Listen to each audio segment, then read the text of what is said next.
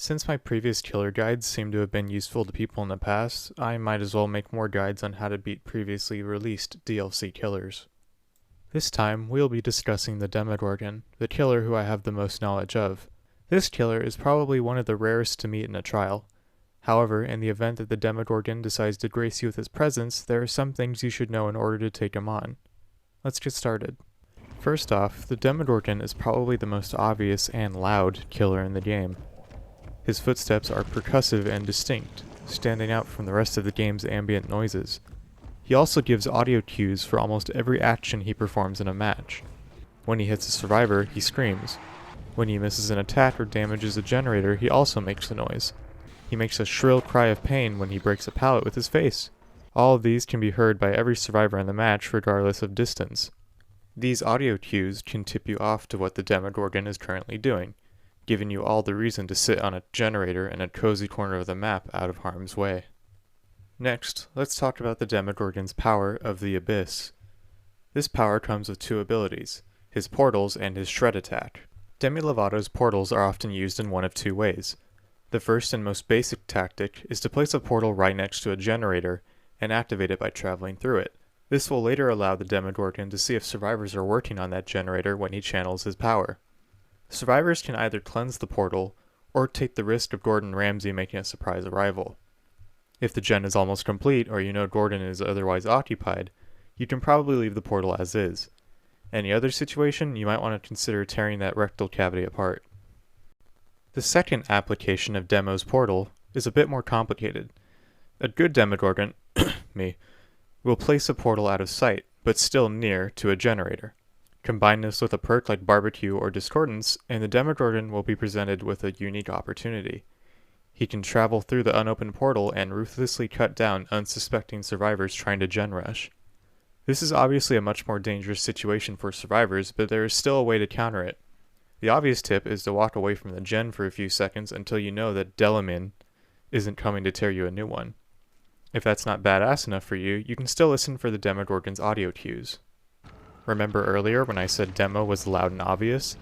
Despite the fact that Demo is undetectable when emerging from a portal, he still gives telltale signs of his presence. His stomping is still loud and he gurgles like a drooling toddler. This is all audible despite his, finger quotes here, undetectability. If you don't hear any of this while working on a generator, chances are he's not coming towards you. On a side note, if you ever find a portal in a corner of the map where gens are completed, you should leave it. Demogorgon is not able to recycle his portals the way a Had or Freddy can recycle their traps. By leaving that portal somewhere useless, you are able to deprive the Demogorgon of a small but meaningful portion of his power. Next, let's talk about the Demogorgon's Shred. Shred allows Demo to pounce forward and surprise survivors, inflicting 1 health state of damage. This lunge on steroids has different ranges depending on how long the killer channels the power.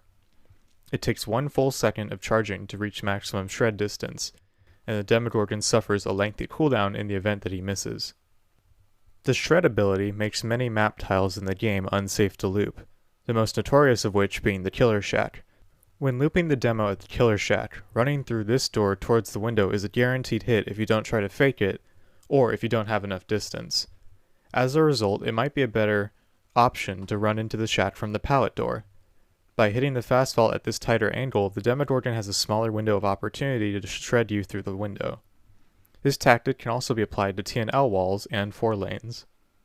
If the Demogorgon tries to shred you while transitioning between loops, you'll have to hope that luck is on your side. The fact is, the closer he is to you when initiating a lunge, the less time you have to react.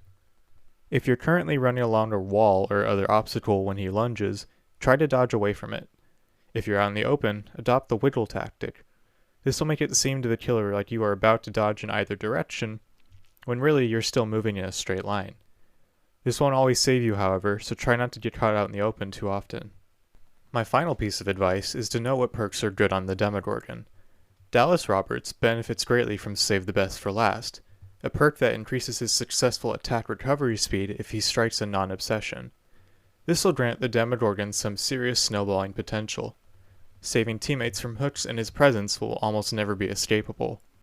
He can also catch his prey quickly if survivors falter in their chase tactics. Demo also benefits from gen regression perks such as Ruin and Pop Goes the Weasel. By leaving portals at generators that he'd know will be worked on, he can switch targets after hooks almost as quickly as Freddy Krueger.